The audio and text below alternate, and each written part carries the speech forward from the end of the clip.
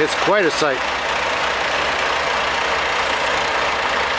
guess you should upload this and send an email around to people on the street.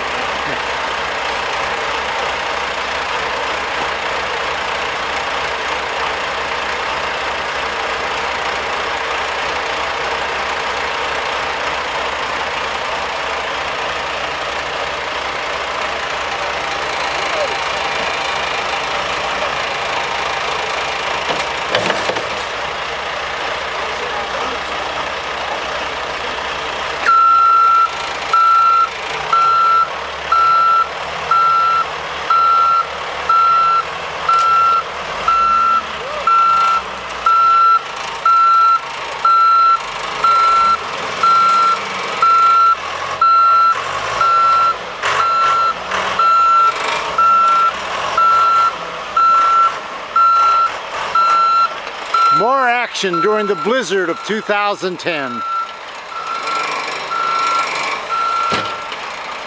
Success!